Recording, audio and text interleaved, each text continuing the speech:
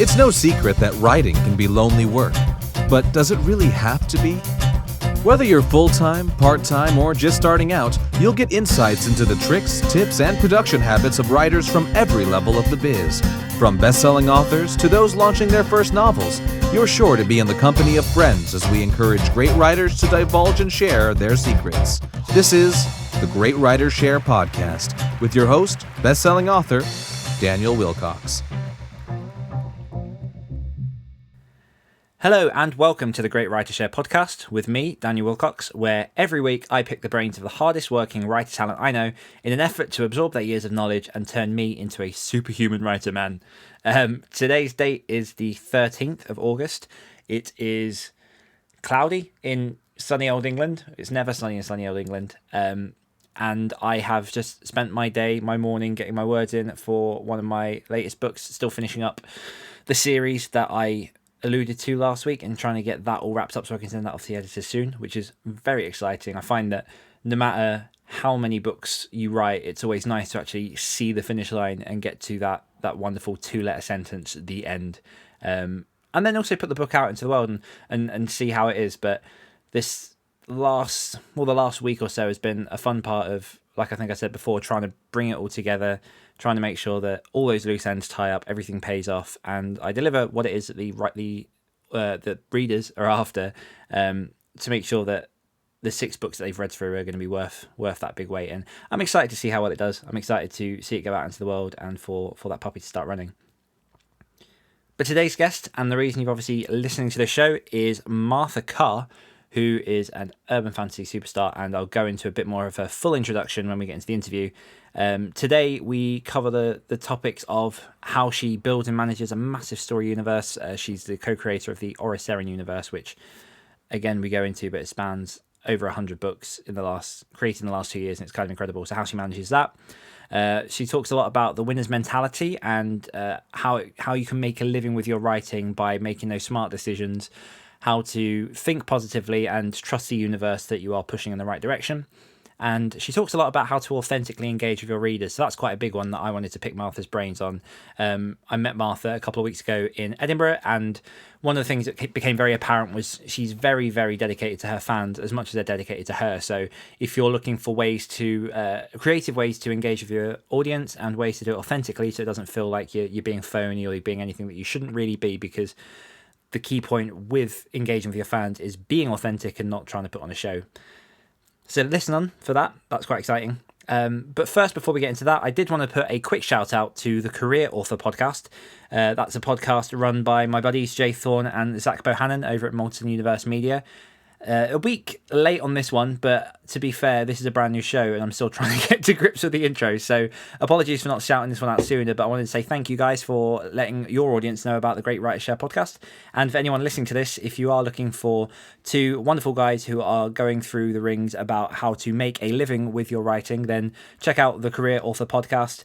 I think the careerauthorpodcast.com is their website. I'll put some links in the show notes, and you can find out more about them there. But there's some fantastic guys. They do a show every week that is fantastic, and I listen to it myself. So enjoy that. This week, we have no new patrons over at patreon.com/The Great Writer Share, but the guys over in the Slack group are kind of going nuts, chatting to each other and lending each other advice.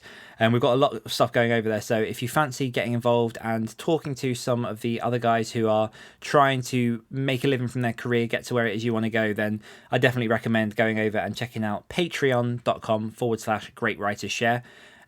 We've announced our monthly giveaway, so this month we're giving away a copy of Craig Martell's release strategies to one lucky winner. Obviously, the fewer people are in the Patreon, the more likely you are to win, so I'm not advising that anyone join it, otherwise it raises the chances of the current patrons of winning the giveaway. And you also get a load of extra goodies, so you get access to the show early. This week was the first week where the patrons of the show were able to ask the guests their questions. So we've had 2 of the patrons ask Martha their questions that they've been dying to get an answer to. So listen to the show to see that later on. But yeah, there's loads going on there. So for as little as $1 a month, which is less than the price of coffee, you can jump in and you can get access to loads of extra stuff that is all for you. It's all about building a community, getting to know your people, and just finding ways to accelerate your growth into full-time writing, if that is what you guys are after. And that's it from me this week, I think. So I'm not going to leave you hanging any longer. I'm going to set this forward and put you over into the interview with the one and only Martha CARR. Enjoy.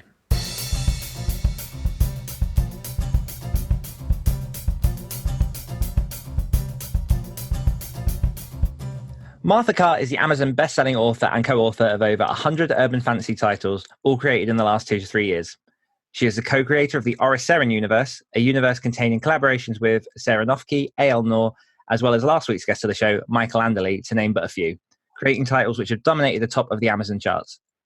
Martha is also a regular speaker at many of the 20 Books to 50K events across the world, a former New York journalist, a self-confessed geek, and spends her days dreaming of elves, witches, wizards, and other magical worlds while hanging out with her 2 dogs, Lois Lane and Leela. Martha, welcome to the show. Thank you. Glad to be here. Was that intro accurate? It was accurate. Thank you. Good. You did a great job. You had me scared before recording. Well, I like to do that whenever I can. Yeah, just make sure it's accurate, because if it's wrong, it's going to come out on the show. But we got there. So Lois Lane and Leela, 3 L's. Is there a reason that you've got alliteration with your dogs? So Lois Lane, I'm a big fan of DC Comics. Lois Lane, Clark Kent. And Leela was my son's dog. And you're not really a parent till you have one of your children's pets living in your house. And he named her Leela. So just Lois Lane and Leela. Pit bull and a pointer mystery dog.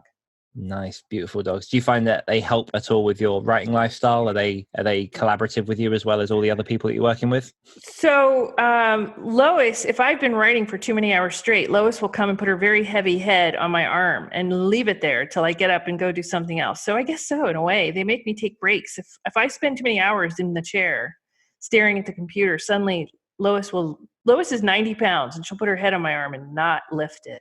Wow. And then your arm just goes dead and you have to stop. Well, and then I take the hint and I'll go take a break and walk them. And she's right. After that many hours, you got to take a break. Oh, fair.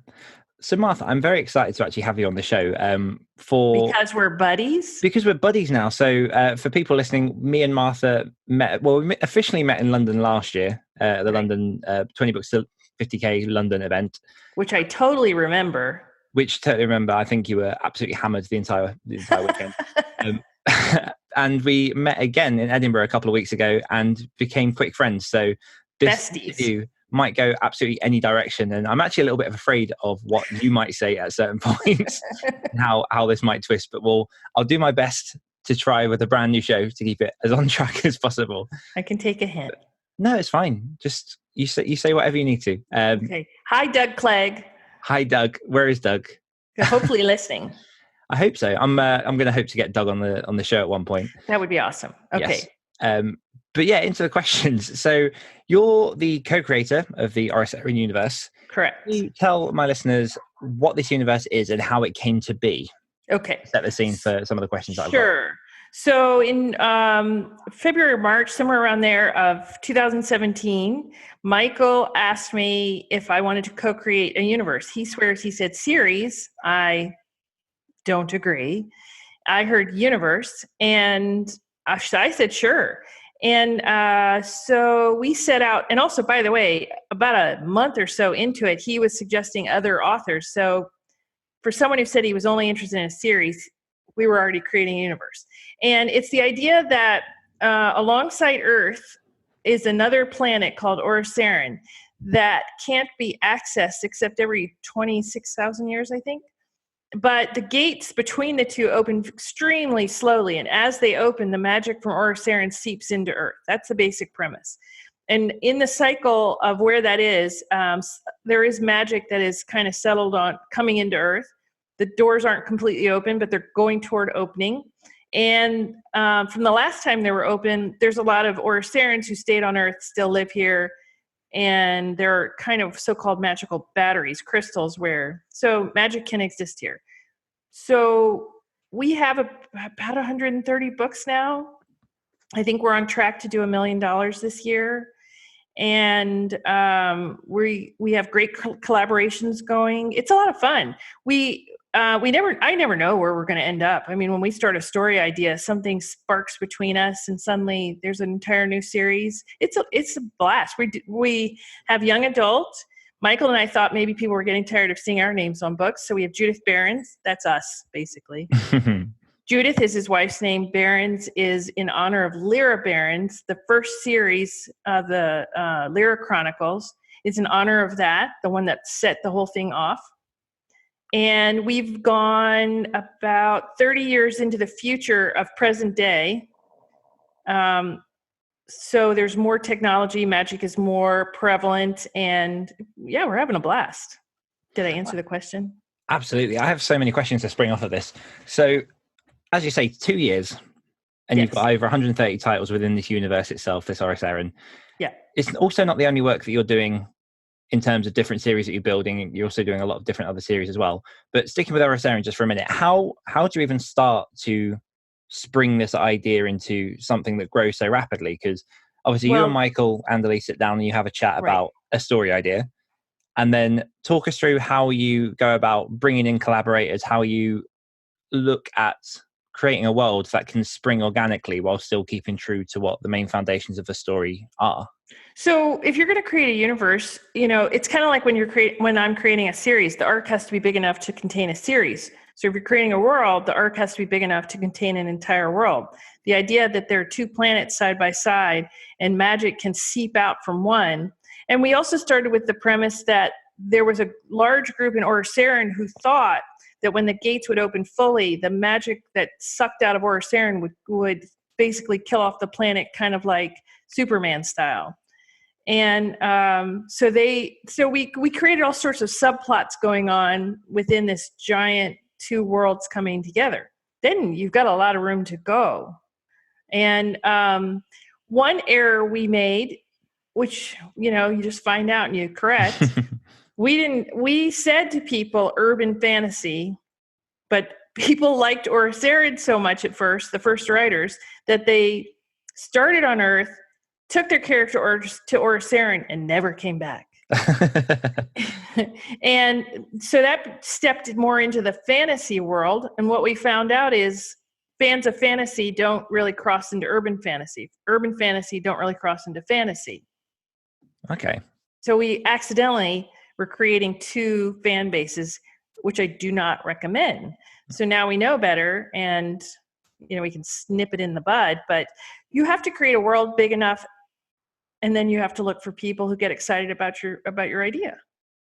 And are you the main point of contact for anything that might be, say, a collaborator's coming in, they've got all these ideas of going different places? Are you the main point of contact that says, okay, yeah, this would work in this world, this might be stretching it a bit far with my audience? Yes. Is that, and how do you manage those situations? You have sort of a core document, a place where people can share, where people can kind of research it? We tried that, and you would have to hire if you're going to create a universe that's become this big, you would have to have someone full-time who only manages the Bible. Instead, we have a large group of readers who've been with us from the beginning, who read what we do. I tend to remember every detail, but if I die, or what happens?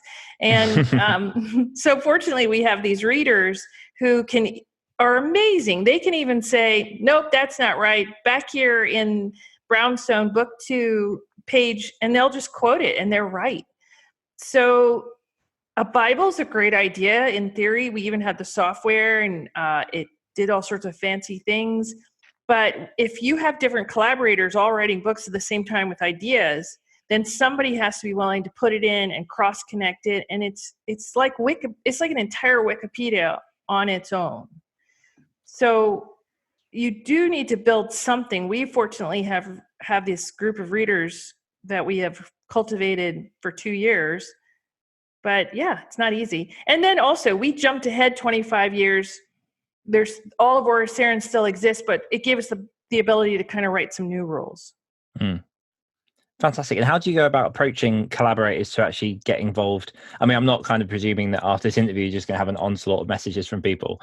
But how do you go about making sure that you're getting the right talent in, that you're making sure that people are respecting the story, but most of all, that the Oriceran is a good fit for them as well? Right. Okay. So I look up what they've done on Amazon, and I actually read it, and I see what style. See, that's new. Why? I just don't get a lot of people that actually read the works of other people before bringing them on board. from what I've Oh, seen. no, you have to do it because, well, somebody who's a brand new writer, we're going to drown them. I mean, that's just not going to be fair to them either. And somebody needs to have a pretty strong capability, first of all. Also, T.R. Campbell, who's doing super well with Federal Agents of Magic, he put in a short story for Oriceran Fans Write for Fans, the anthology. And the editor said, take a look at him. He's so good. And so that's how we found him. And we'll probably do another Oriceran Fans Write for Fans if anybody wants to put in a story. That's a great way to get, it shows the storyline already because you were able to write in the universe. And he's got a best-selling series now, so worked out for him. That's fantastic. So that's a good way to scope people, actually bringing in the talent from the people who are enjoying the books anyway, who have either started writing or thought about starting to write and actually jump in. Because I know this is something that I know that Michael's done with the Catherian universe as well. Yep. So the Catherian Gamut Fans Write for Fans started from the fans, and the Oriceran one went the same way. The fans wanted to know if they could write in the universe, and it's fan. And T.R. Campbell is a writer. He already had his own books, but he likes Oriceran so much he just on his own wanted to put in a story. And then had this idea. It's got to be a really flattering way to go, because one of the things that became apparent when we hung out in Edinburgh was that you do get a lot all the time. I think it was like 48, 70, 82 hours of just constant Martha, CARR and Dan time. But one of the things that was quite apparent was you have a lot of people that not only like your books, but are big fans of you as well. And you've got your Facebook group for the Martha CARR fans. How do you go about, one, driving engagement with your fans, and two, I guess just sort of handling and keeping on top of it and making sure that you're being the personality that they want you to be, as well as also trying to be the author and getting on with doing the books? Because I know a lot of people that the minute they get a bit of fan attention, that's where their attention goes, and they just get sucked into doing that rather than putting the seam into doing the books as well. So how do you kind of manage that relationship with your fans? So that's a great question. So when Michael and I started, Michael has a very easygoing way with his fans. He's naturally funny pretty much all the time. I am not. That's a lie, but go on. Well, not like he is. And I thought I can't be like him. It's not going to work. And so the challenge was, and I recognized it immediately, I'm going to really have to be myself as if I was hanging out with you, and let go of this idea. What do I look like? Will they like me? How do I sound? Just let it go. Let whoever likes you. And if they don't, they don't. And that makes it easier to answer people, because I'm not trying to, there's not this whole second conversation in my head and self-editing. I'm just going to be myself. And it's apparently working, because so Michael and I do author notes. It's about 700 words, 600 words in the back of every book, and they have nothing to do with the book. They're what's going on in our life. Some people on Amazon review the author notes. That's fantastic. And frankly, it seems like too, after reading the author notes, it's why some people join the fan group, which is the Pea Brain Society. And I check it all the time. I mean, it takes 5 minutes maybe to jump in, see what everybody's up to. So I'm doing sprints all day. One of the things I'm doing on the break is I'm checking my phone or my computer, looking in on the fan site, answering what I can. And if I see something funny or touching or whatever, I try not to do too many famous quotes. Who cares? And I also try to take pictures. I'm getting better at it because it's like a mental thing. You have to remember to do it. Mm-hmm. And add that into the fan group. So our slogan in the fan group is we're more family than fans. And well, it's true. And so that's how you grow it, is you have to show up. It doesn't take long. It just takes the willingness to do it for 5 minutes all day long, every few hours. And I don't mind it. I like it. This Saturday, I don't know when this is airing, but this Saturday, I'm taking a bunch of fans to the Mean-Eyed Cat in Austin. That's in the Maggie Walker. That's a famous Black woman who is wonderful. The Maggie Parker, the Adventures of Maggie Parker series, the Mean-Eyed Cat in Austin is in it. So I'm going to take them out to lunch. And so you do stuff like that too.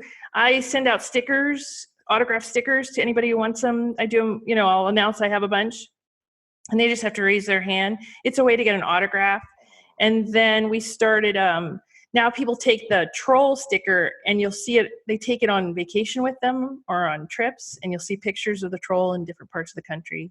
The troll was in Scotland. The troll was in Scotland. I did see you trying to set up the troll sticker for about 5 minutes against a fireplace while people were trying to focus on writing. That's right. In a quiet room in this little house. It was like a castle house.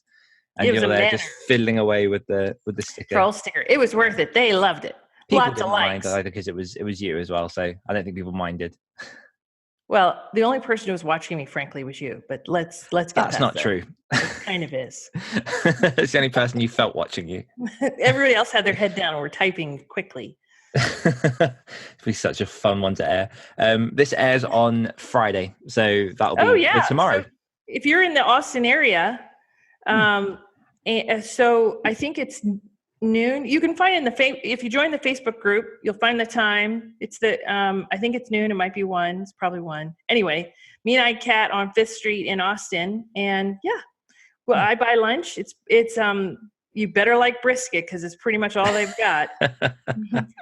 See, that's something that I find interesting as well, is there aren't a lot of authors who go to these sort of lengths for their fans. I mean, you could argue that a few don't get to this level of engagement where they'll actually have people sort of reaching out to meet up and do this kind of stuff. Where did all this start for you? Because if you walk back, so 2 years ago, just before Oriceran was born, right. Was any of this kind of stuff in your life at all? No, because who cared? You have to have fans first to take them to lunch. So what was the first instance of that happening and how did that come to be? Well, so it started because I put myself in other author fan groups and watched what they did that made them successful. And frankly, all of the big authors who are doing super well are exactly like me. And they all have this level of fan engagement. It may not look like what I'm doing, but it's at this level. And so I was imitating them at first. And I know people like to get autographs. So I was thinking, how can you get an autograph with an ebook? Stickers.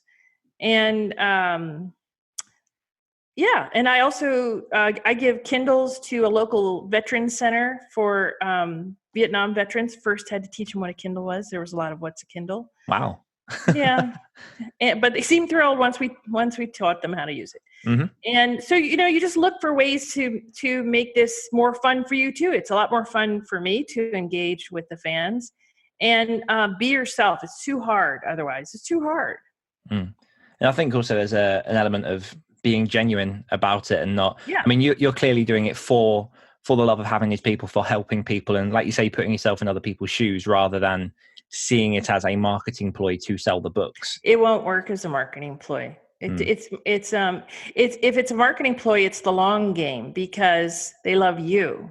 Mm-hmm. There's even a picture, if you search on there, that I took. I had my appendix out 2 months ago, and there's a picture right after surgery. And it's not bad. It looks not bad either. That nice. I took a selfie because I had my phone and, you're high on whatever they gave you. So I took a picture and put it on there. And how did you start this group? So you've created a Facebook group, Martha Carr Fans. Was it after you already had the demand for it? Sorry, the P-Brain one. Was it after you already had the fan base behind you, or did you create it and then people sort of drip fed into it? I had the author page first, which was going well, but on an author page, fans cannot post. They can only comment on what you posted. And if you want to create more of a back and forth, you've got to create a fan group. And so the funny part is my son, Louis, the offspring, said, create a group. And he was watching me and I created a page and he said, no, group. And so then I created another page. He said, no, group. And then he said, sweet baby Jesus, are you doing this on purpose? I was not. So eventually I got the group going because if you want to create any kind of interaction, you have to have a place where they can talk when they want to talk. Fantastic. So if you're an author and you have no fans at all, set the group up anyway, because they're going to come looking for you. Mm-hmm. And so you want a place for them to be able to feed into. I mean, if I had really thought about it, I would have started a long time ago. Some authors who are doing quite well started the group first, and they got an interaction going, and people joined them because they liked the conversation, and that helped them sell the books. Yeah. I've got a Facebook page that, to be fair, I kind of gave up on about a year ago or so. It was building, it was getting sort of numbers, and then a lot of the stuff happened with Facebook where they changed who sees what, and the actual engagement just plummets. And like you say, it's not a place where people can go on and actually interact with you. It's more a place where people can kind of just put a stamp on and say, I've acknowledged the thing that you've said. And groups, definitely the way forward, just across any aspect of whether you're doing author stuff, whether you're sort of in a career where you have to do a bit more engagement with other people. It's definitely something that I've seen in the last few years, is put the groups in so that people can join and have those conversations. And like you say, they can then generate among themselves. And am I right in thinking you've got people that almost act as, I don't want to say higher up, I'm trying to think of the right words, but almost like pardon? As moderators. As moderators, yeah, for your group, that then also drive that conversation and keep it going. Yes. And Facebook lets you actually appoint people who speak a lot. You can give them that title, and it encourages them to then, and they'll start conversations. They'll ask how everyone's doing. They'll post stuff that starts a conversation. Yeah, and it's really nice when you realize you've gotten to that tipping point where it doesn't need to be you. But I also will join in on those conversations too, because it should feel like peer-to-peer and not, oh, look, Martha has come in. No, absolutely. One thing I did want to bring up with you, or come back to, we mentioned it briefly earlier. So when you first met Michael, I'd like you to just go a little bit deeper into talking about that moment. So you went to a talk in which Michael was speaking. Correct. Before that moment, you were an author. You had a couple of titles. I had actually been an author for 30 years. Mm-hmm. And I was traditionally published. And my first book sold super well. It was called Wired. It was a thriller back in 1993, before lots of people were born who were listening to this. And I also had a nonfiction that did really well called A Place to Call Home on U.S. orphanages. I lived on U.S. orphanages for 2 years, traveling all over. So then I had this thriller series that I'm not even going to mention, so it stays buried. that I couldn't revive no matter what I did. And so I set it aside and thought someday, and I also had a national column. In other words, I could write, but I could not put together how to make money off of this. So I thought, I'm going to set this aside until the answer comes to me. I'm going to just have a nice life, and we'll see what happens. I've already proven I can write. I've had a great time. Let's see what happens. So I got an email from a local group in Austin that this guy was going to talk. Cartharian Gambit had only been out for 6 months, and he had no other series going. This was it. I think there were less than 500 people in 20 books to 50K. There are now over 30,000. And so he said in the intro, in the email, it said this guy was writing fiction, and in 6 months he was making $30,000 a month. And I'd been doing this for 30 years, and that was supposed to be not possible. So I was going to see how much of a liar he was, and if he could pull it off, and if he had a few good marketing tips. So it was a room of 90 authors. And not even halfway through, I realized that Michael had noticed something that the rest of us had missed. And I think a lot of it was because he is a whale reader, and he was writing and he's always said he wrote what he wanted, and he set it out before people who like to read a book in an hour. And that's why he was doing so well. It was really cool to listen to, because it was like one of those moments of, oh, there is a way to do this differently. So then he said at the end, I will stay as long as anyone has a question. I had a teenager with me who likes to write, and I thought, well, shoot, I can't ask him a question because he's about to be swamped. But everybody streaming by me was saying, oh, he's a liar. That's not possible. And they all left except 2 old guys up there with Michael. And I looked back and realized, oh, okay, he's by himself except for these 2 guys. So I went up there and said hello. Little did Michael know what was about to happen to him.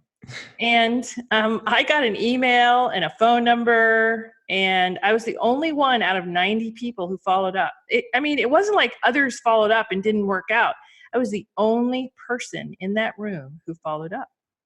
See, I want to break that down a little bit, because that's something that I see repeatedly when you go to different conferences, when you go to different events, where you do have talent at the front of the room who are offering basically what everyone there is asking for. The whole reason people come to events like that is to learn that information, be able to move that practically into their own lives.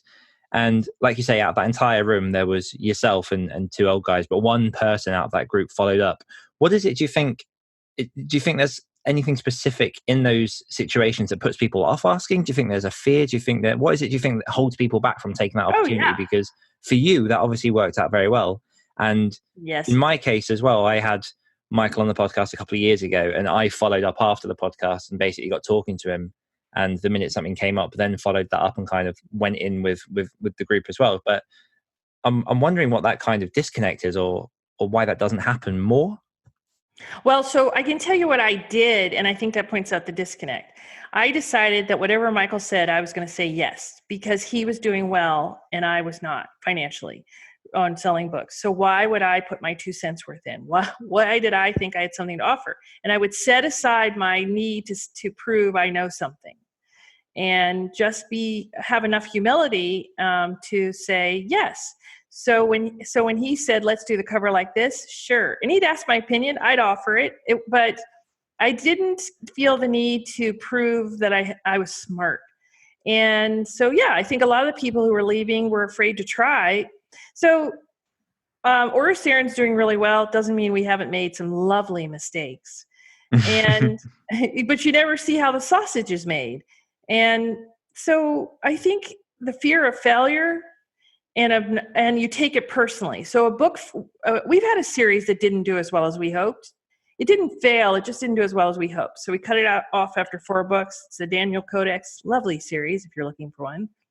And not for a second did Michael and I stand around going, I wonder what it is about us. It was a decision. We cut it off and immediately started talking about what will we replace it with. And that's the difference. We take it in as data, and I've noticed sometimes people take it in as a personal comment on themselves.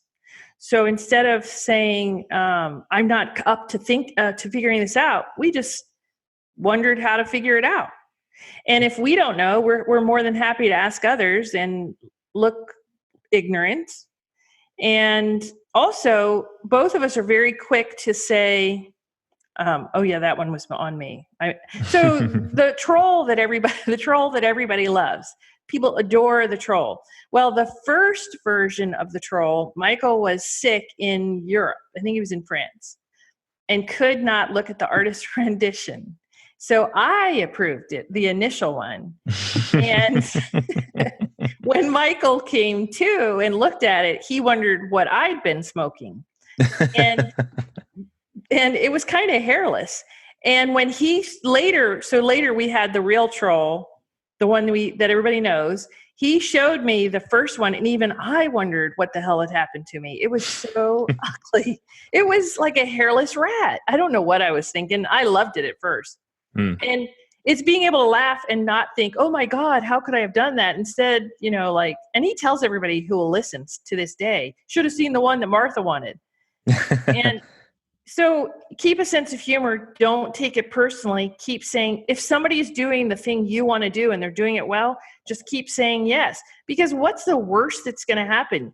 You've already probably had a few things that didn't go the way you wanted. If this is one more, then it's still taking one step closer to where you want to be. You have nothing to lose. So I just kept saying yes. I still do. I still do all the time. He has an idea. I think, why not? Go with it. Let's have some fun. Yeah. Because I do find... if you're not having fun, ask yourself why you're doing it. Go ahead. No, I was going to say, I do find that yours and Michael's relationship with failure is very, very interesting. And it's something that I think is a lesson that everyone can take away, is finding the data point behind failure rather than the emotional connect. But what would you say to people who might not have that history of work or successes behind them, that maybe they're putting out their first book, their first series, and it's not quite hitting off like it should? What would you say to them? Yeah. So then if you really can't see why it's not working, and that can happen at this level too, where you can't see why it's not working, then I go and ask people I trust, what is it about this? You know how they do those anatomies at 20 books sometimes on a cover and a blurb, and suddenly it's obvious to the writer too. Oh, and it was right there. You go and ask them, and if you need to, take the advice and look at it the first time, then wait a day and look at it again when your emotions aren't in it, so that you can then change what needs to be changed. And you just keep tweaking things and asking for help until it starts to get to where you want to be. It can be done, is what I'm saying. It could be that you're in a genre that's so small, so niche, that there aren't enough buyers that are ever really going to lift you up. That could be, and maybe you want to stay there. Also okay. It could be that I named my first thriller book, The List. And now I look back because I thought it sounded so spooky. But now you think, The List what? I mean, it's, it's so, but to me, I heard something else in my head, but now I get it. It was not it's not a good title for anything. Yeah, unless you're, you're too close to it. So, and I strongly suggest, and I've noticed all of us who are doing well have this. You have a circle of friends who are authors who are doing well that you can go to at any time, who will tell you the truth. And they will not try to spare your feelings. They're not going to be jerks about it, but they're just going to get to the point. This is why, from looking at this is what I see as the issue. Then they expect you to be able to take it and go do with what you need. And that's perfect. Nobody's going to waste anybody's time. And you get a lot of great feedback. Develop that circle. We all kind of grew up together. Abby Lynn Kenora and I, it's Kenora, by the way. Oh. We started together. And so it's kind of like graduating from college with somebody. And you remember when you were saying to each other, I hope this works. And also she was there for when the thrillers did not. And so you start to develop a group of people that you respect, who have the same drive and motivation you do, who do not whine, do not complain, do not say what if. The issue with a what if question is it's a magical question because there is no answer. And frankly, if you ask me a what if question these days, I'm going to give you the most blown up, lovely, wonderful answer I can, because it has the same amount of chance of working out as a disastrous negative. And I'm just trying to make a point that I have no answer for that question. It's really, what are you supposed to be doing today? If you can say, I've done what I can today, then you're going to need to put it down. I can't tell you whether or not it's going to succeed. And I can't tell you what might go wrong. Some things will go wrong. On the day it does, go ask for help, figure it out. On the day it goes right, enjoy it. Go bowling. And throw the ball backwards. And throw the ball backwards and hit Michael accidentally. Not that happened.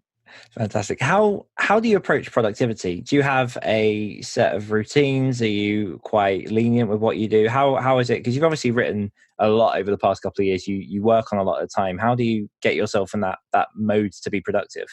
So at first, all I did was write.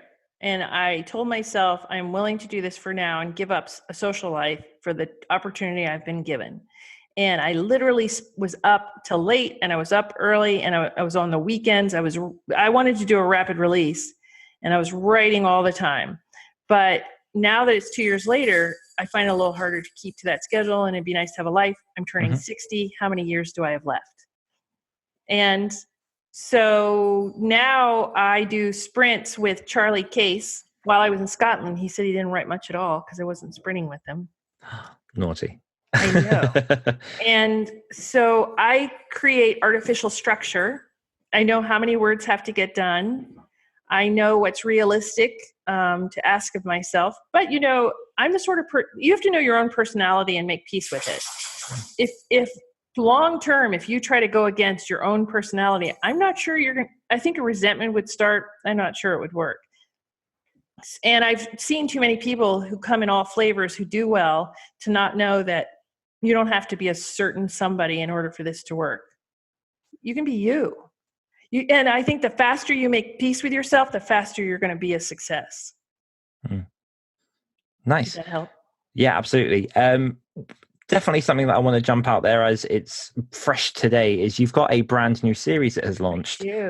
Can you tell us a little bit about the series itself and what are you doing specifically to try and market and push that out to as many people as possible? I would love to. It's called The Witch Next Door. And the first book is One Witch, Too Few. And this started, Michael and I were trying to think of a new series. And my late mother, back when my parents were first married, she started taking money out of Dad's paycheck and never told him. And he was a minister who didn't make much, and yet she took just small enough that he didn't notice for 60 years. That's smart. And it is smart, yeah. Just wait. But she said to me once, and I didn't realize how much she meant it till after she was gone. She said, Jones are savers, cars are not. She was a Jones, my dad was a Carr. She meant she hid the money from him, is what I'm saying. She thought if he knew about it, he'd spend it. So she put it in different banks all over the country. And to this day, I don't know how she managed to hide the monthly bank notice from him for 60 years. So when she died, we discovered that she had done this, and she had $1 million all over the country. Wow. We found another one last year. So for all we know, there's more money out there we'll never find. Whatever. And so from that, we had the idea of this witch. They're well off, and she and her mother travels all over the world because, that's my mother, and leaves clues everywhere and disappears. And when she disappears, the will strips her of everything but a Winnebago. And she suspects that her mother is still alive. Everyone else thinks her mother is dead. And she has these clues she's trying to follow to find out what happened to her mother. It's not about the money. It's about finding out what happened to her mother. She reconnects with an old love, Romeo, who is a werewolf, of course. Of course.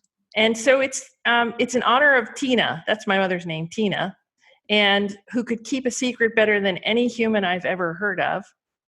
I mean, they always say you'll talk to somebody, and she did not. And who ended up taking care of her kids in the long run because suddenly we had an inheritance.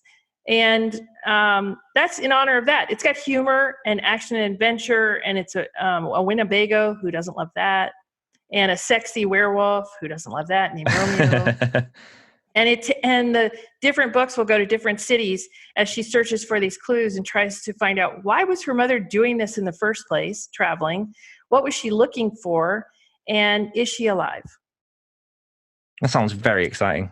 It's definitely one I'm going to have to pick up. And how are you approaching the launch? Obviously, we spoke a little bit before you came, before we started recording, that it's a bit too early yet to know how it's doing in the rankings. But are there specific things that you've developed over the last couple of years that you now just do straight away? Can you talk us through some of those? Sure. So I do Facebook Live readings.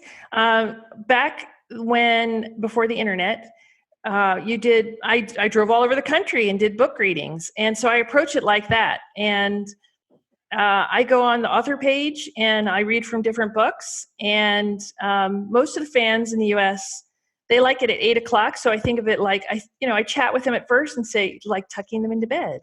and then I read to them from the book, and I start from the beginning and read a chapter, and that gets a great response. I mean, the viewings are really up there, and I mean, it's 20 minutes of my time, and I like doing it, and people come, and I comment on what's coming up, and I keep it really casual. I do bother to put on makeup. I feel it's in everyone's best interest. Make an effort. I make an effort. And also we do newsletter swaps with people who are in our genre. It's not a good idea. Not only in urban fantasy, but they have to be in YA. It's got to fit, or you're not serving yourself very well. And we have pretty powerful newsletters ourselves. I spread it out over different, LMBPN page sites. That's pretty much the basics right off the top of my head. Ads, of course, ads. Yeah. because you seem to have hit it really perfectly then with urban fantasy, considering it's still quite a young genre. I mean, it's not really been around for genre. a crowded genre already. It's very, very popular, but it seems to have sprung up. Am I right in saying about 2012? It's somewhere around there. Maybe even a little younger than that, but yeah, somewhere around there. Was urban fantasy gone?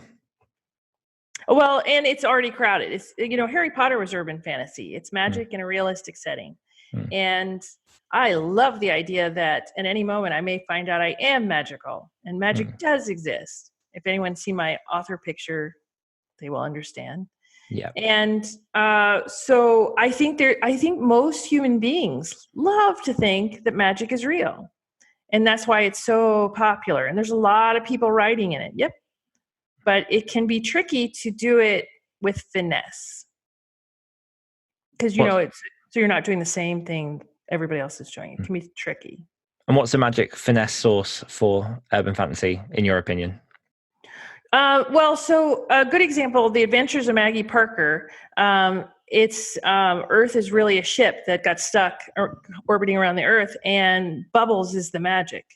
And yet it's still got my snarky sense of humor and, a gnome who, can change into, I can't really say much without spoiling something. But there's a raccoon on the cover of book 3. That's all I'm saying. That's very exciting. It's very exciting. And the readers notice too.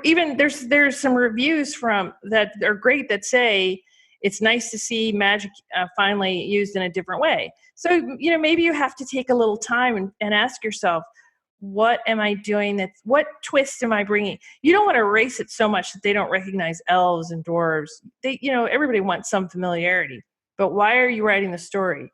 What element are you bringing to it that's different, that will make this exciting to read? Why do you write? What is your end goal with your writing? So I started to write because I had a very difficult time talking. It's true. That's shocking. And I had a very difficult time talking. And so writing for me was a way to say what I was really thinking. And I grew up in the DC area, and the Washington Post was the local paper. And so to me, it was the local paper. I had no real concept of it as the Washington Post. So I sent in a long piece. They took it.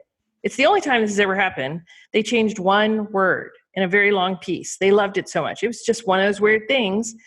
And then the response I got pre-internet, people actually had to write you a letter. And they did, and lots of them. And I just started to see that I had something to say, and that was magic. And so now I keep writing because I wrote the Lyric Chronicles with a swearing troll, just to be funny. And, it's entertainment. I kept saying I write recess these days. And then I got one after the other, so many emails from veterans who suffer from pain or PTSD, who said, because of the troll, I take less meds. I mean, can you imagine that? I know, because they're laughing so hard, they just don't, or they wake up in the middle of the night, they read the book, they laugh, they can get back to sleep, they don't need the meds. One guy said he was told by his doctor not to do any strenuous exercise, and he laughed so hard that he had something flared up with his heart. Oh, no. Too hard. So sometimes you do what you love, and you're okay, and I'm okay with it, and you end up benefiting others. And because of that, I have a connection now to a local veteran center for Vietnam vets with PTSD who love the series. We get together all the time. And so I write because I still have something to say. It's just changed now. What I'm trying to say is, why not have a good time? If you need a little escape, I'm your girl. I'm just here to entertain you, to make you laugh, to make you wonder about the world. Maggie Parker, she can hear the trees. There's a cool book on trees. It's actually by a biologist. It's not urban fantasy. And she talks about how they discovered that trees miles apart can actually communicate with each other and share nutrients. I've heard this. Isn't that awesome? And when one of them gets poisoned or dies, it sends out basically the remainder of what is essentially its soul to the other trees to warn them of something that might be impeding on them. Yes. And it sacrifices itself in order to save others. Mm. But they will also share what they have in order to save. If a tree can be saved, they will share miles away. And so I took that concept, and it runs all the way through The Adventures of Maggie Parker, where the trees are the soul of the earth. And Maggie's the only one, because she was chosen by the planet to be the elemental who can hear the trees. Isn't that cool? That's fantastic. Yeah, exactly. So not only am I weaving in humor, I'm trying to weave in the idea, and it's the same in the Lyric Chronicles, that everything's actually okay. You may not have noticed, you may not feel that way, but take a second look. It's all okay. You're going to be okay. So hopefully, my favorite books are the ones where after I'm finished reading it, I actually feel better about the life I'm walking back to too. And so that's my goal. That's a fantastic point for me to stop asking specific questions, because you're such a positive person and I'll somehow find a way to bring you down. I'm only joking. Or I'll raise you up. That could happen. Absolutely. I do have some questions from my patrons over at patreon.com/A Great Writers Share, which will be, this is actually the first episode in which the patrons have put some questions forward for the guests. So I'll do a quick shout out. If anyone wants to join us over at Patreon, then just stick around, look in the show notes, there's links there, but you can come and ask any of our guests some questions at the end of the show. But are you ready for these, Martha? Sure. Why? Yes, I am. They're not scary. So John Cronshaw, hello John, asks, Hi, John. if you were to start your writing career today, what would be the core things you would do to build up an audience and start selling your books? I would immediately start a Facebook page and a fan group, and I would start posting comments about that were true to who I am. I mean, not everybody's funny, and I know Dan likes to say I'm funny, but I'm actually not all the time. And I would start trying to build, basically, you're trying to build a neighborhood. That's maybe a better way to think of it. You're trying to build a neighborhood of people who love what you have to say. And I would go and join other author groups, see what they're doing that rings true for you, that you can adapt, do that in yours, and talk about the book you're working on the whole time. Share snippets with them along the way. You can even drop a chapter in and say, what do you think? And, if they hate it and they have suggestions, they may save the book for you. Fantastic. I've got two from Jen Mitchell, which they kind of link together. So I'll throw both these questions out there and then answer them how you will. Jen asks, what suggestions do you have around reader engagement for new authors trying to build their reader base, which kind of links a bit into the last one? And do you have any advice for newer authors wanting to participate in anthologies, specifically what to do and what not to do when approaching the gatekeeper in charge of the book? Do I have an answer for this. Ooh. Hello, Rami. Shoot. So I wanted to be in an anthology, so I did one myself. I did a thriller one back when I was still trying to be a thriller author, and I did one now. And so you go and ask those very same authors that you're growing up with, that you admire, who are pretty much on your level, and you ask the big ones too, because you usually get at least one or two, and you do it yourself. So make sure that everybody who contributes a story is contributing an original story never before published. Make them swear to you that's the case, because Amazon will tag you, and will put it in kind of to a tangle. Also, it's been suggested to me, publish it on Monday, because if there is an issue, you have all week for hopefully to clear up. Pick a theme. So if it's urban fantasy, it could all be that it has to do with a location or a type of magic. And the title for the anthology we're trying to get Amazon to let go of, Rami, is called Urban Magic, Hungry, Young, and Clever. So Hungry, Young, and Clever was a title Michael and I came up with that we thought was funny. Whatever. And then we're donating all the funds from this anthology and hopefully by the time this podcast is out, the book is out, all the funds are going to the American Library Association Disaster Relief Fund that helps libraries destroyed or damaged by natural disasters. because a library is what really taught me that the world was a much bigger place. It's amazing that you can go in and read as much as you want and go back for more, and they'll even let you take them home. There's no GPS on the thing, hopefully. No, for free. It's just those little stamps is all I remember. Just yeah. I used to like looking through the list of stamps and seeing what dates it was last checked out and by who. I'm sorry that's not the case anymore, that the stamps aren't in the back. Yes. And actually, that is quite sad. After I got familiar with libraries at the age of 5, I did that in the back of all my books. Fair. To be fair, most of my books that I get, I'll normally like date when I first got them and just put a little thing in there. Well, when I went to read those books to my son, there in the back were still my homemade library cards. Oh, nice. That was kind of sweet. Cute. And when his children, whenever that occurs, they'll have them in the back of those too. Go dog go. Favorite. They will. So what specifically, if there was a newbie author who approached yourself, for example, and said, I want to be in your anthology? Why would I say yes? Yes. Okay, so I would look to see what they've done already. Do they know how to handle an anthology? You know, have they put out any books? If you've never put out a book, it's going to be a tough road. And maybe you should be concentrating on something else before you're doing an anthology. But I would...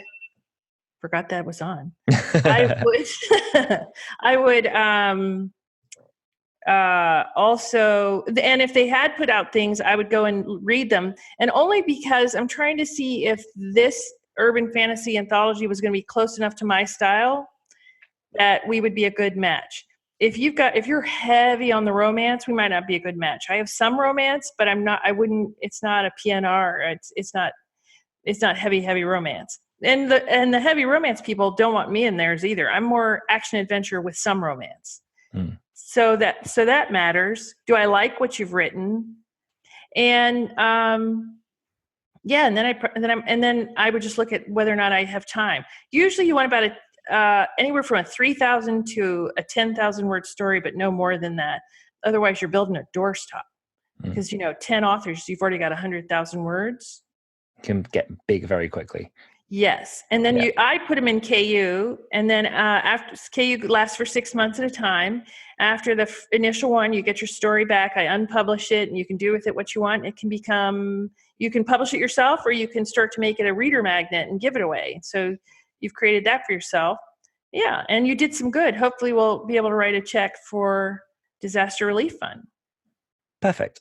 Now, straight into the quickfire round, which I have pre-warned you, is going to be 10 questions, which are literally just random questions pulled from the grey matter in my head. Something at the end? You can win a hug when I finally visit you in Austin, which you would have got anyway, but that's fine. Or when we go glamping. I'm looking forward to that. Yay! It's going to be fun. Okay, so 10 quick questions. Are you ready? Yes. Number 1, what's your favorite color? Blue. What's been your favorite place to live? Chicago and Austin. Peanut butter or jelly? Peanut butter. Sunset or sunrise? Sunset. What was the last movie to make you laugh? Oh, I can think of it, but I can't remember her name. Can't think of her name. That's female comic, blonde hair. Totally outrageous. She hits her head. Female blonde comics. She hits her head and thinks she's beautiful, even though she didn't before. And she walks around like she's the sexiest thing alive. Oh, I can't think of her name. And it's not the one with Jack Black in, is it? No. Oh, he might be in it. But she always makes me laugh so hard. And everybody who's watching this is going to be screaming at this thing what it is. If we remember it, we'll stick it in the show notes. And then all right, because I can Google it and find it pretty quickly, probably. Well, but let's save it. All right. What's one place you've never been that you'd love to go? The Tuscany. Who's your biggest inspiration? Oh, these days, probably my son. Is your biggest book still inside of you? Who knows? I'm just trying to have fun these days. I'm not going for a masterpiece anymore. I'm going for, can I write something that makes you feel better about yourself? That's all I care about. Milky Way or Mars? Milky Way. However you want. Who was a favorite person you met in Edinburgh? Oh, it was hard to find him at times. And so we had to keep putting his name out on Facebook for sightings. And his name was Dan Wilcox. Dan Wilcox sighting. Yes. And so we had hashtag Where's Dan Wilcox? And that got to be pretty popular. That was fun the last couple of days because I missed the last part of the conference and then just seeing constant tags with hashtag Dan Wilcox sighting and random pictures. My favorite one, there was a group picture of everyone outside of the mansion house doing their waving goodbye at the exact time the photo was taken. A cyclist went past, and it was a blurry profile of the cyclist that I was tagged in lots of times as that was me in disguise. Yes. So thank you for that. I enjoyed imagining that your phone was blowing up every few minutes all day long. It actually was for a good 2 or 3 days. It was constantly vibrating, which was fun. Yes. But Martha, I'm respectful of your time, and I'm afraid we're going to have to bring this to a close. So before we do, where can listeners find out more from you and your work? If you go to marthacarr.com, CARR.com, not only will you find out more about the work, you'll find out about the Pea Brain Society, where we're actually going to try something new starting in September, where we're going to see if we can help each other go toward our dreams as a group. And you know how usually they talk to you about how you can fulfill your dreams as an individual. That's not actually the way we were meant to do things. And so we're setting up something different. Joe Scolari and I hope I said his name right, and I are setting this up. You can join the Pea Brain Society there, marthacarr.com. Perfect. Martha, you're incredibly positive. You're an inspiration. This has been fun. And thank you very much for your time on the show. Thank you, Dan Wilcox. Thank you. And thank you, everyone, for listening. And we'll see you next week. Thank you for listening to this week's episode of the Great Writer Share podcast. Next week, we'll be talking to Alison Ingleby, USA Today best-selling author, about all things dystopian and post-apocalyptic. One last time, if you're interested in getting more from the show for as little as $1 a month, you can join our Patreon over at patreon.com/Great Writers Share, where you can get access to a load of extra bonuses, including asking the guests questions, our monthly giveaway, and entry into our private Slack group where you can communicate and socialize with other writers. Once more, that's patreon.com/Great Writers Share.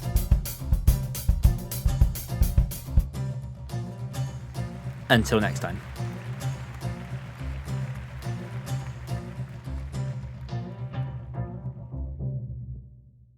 And I'm long dead. You can talk about me like, oh, it's recording. It's fine. You can keep talking. I can cut all this stuff out. Sure you will. Of course I will. I don't put bloopers at the end or anything. My trust level with you.